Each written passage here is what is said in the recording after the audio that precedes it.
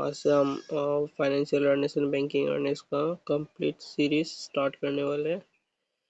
तो make sure आप video को लाइक करें एंड चलिए बढ़ते आगे। So what is bank? Bank is a financial institution license to receive deposit and make loans.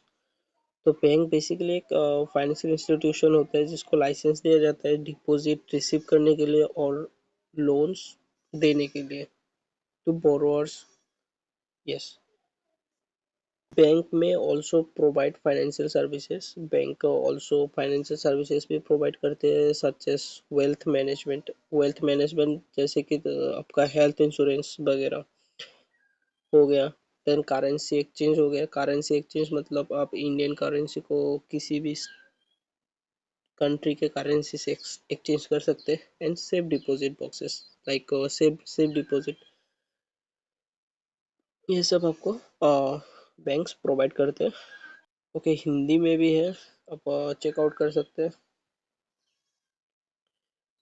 कोई दिक्कत नहीं होगा। तो देन आ जाते हैं हम structure of banking in India.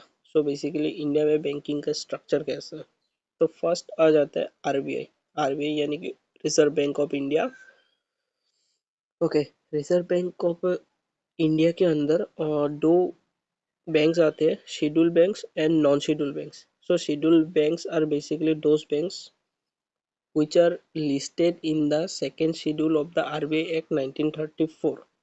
जो भी बैंक आरबीआई एक्ट 1934 के अंतर्गत सेकेंड शेड्यूल में लिस्टेड होते हैं वो सारे शेड्यूल बैंक्स होते हैं। और नॉन शेड्यूल बैंक्स वो बैंक्स होते हैं जो लिस्टेड नहीं होते बेसिकली, तो sir non schedule bank. Okay, clear. And then आ जाते हैं शेड्यूल बैंक के अंदर और दो बैंक होते हैं, commercial bank and cooperative bank. So commercial bank कौन से बैंक्स होते हैं? बेसिकली कॉमर्शियल बैंक्स और those banks which accept deposit accept करते हैं, फाइनेंशियल सर्विसेज प्रोवाइड करते हैं, इंश्योरेंस वगैरह। वो सारे बैंक्स कॉमर्शियल बैंक्स हो जाते हैं, जो कि हम आने वाले वीडियोस में डिस्कस करेंगे ऑब्वियसली। तो डोंट वरी। देन हम अभी स्ट्रक्चर डिस्कस कर लेते हैं अच्छे से। देन हम आगे की सीरीज में कंटिन्यू करेंगे what is commercial bank, what is cooperative bank, public sector bank क्या होता है, उसके एसोसिएट बैंक सारे डिस्कस कर लेंगे। अभी स्ट्रक्चर पे फोकस करते हैं।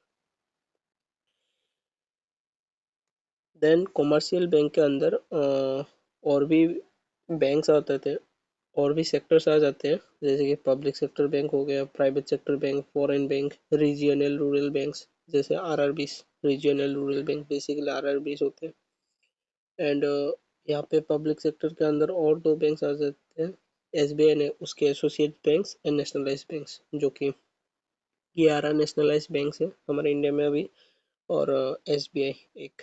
तो टोटल 12 पब्लिक सेक्टर बैंक्स है हमारे पास, टोटल 12 पब्लिक सेक्टर बैंक्स है। देन आ जाते हैं cooperative bank. So basically cooperative banks तीन तरीके के होते हैं, स्टेट कोऑपरेटिव बैंक जो स्टेट लेवल में रहता है, डिस्ट्रिक्ट कोऑपरेटिव बैंक जो डिस्ट्रिक्ट लेवल में ऑपरेट होते हैं, और अदर कोऑपरेटिव बैंक्स जैसे कि आप क्या बोलते हैं छोटे छोटे एरिया में होते हैं। तो बेसिकली ये तीन भाग होते हैं कोऑपरेटिव बैंक के। तो ये था structure of banking in India and what is bank यानी कि डेफिनेशन ऑफ बैंक। तो मेक श्योर वीडियो को लाइक करें, चैनल को सब्सक्राइब करें।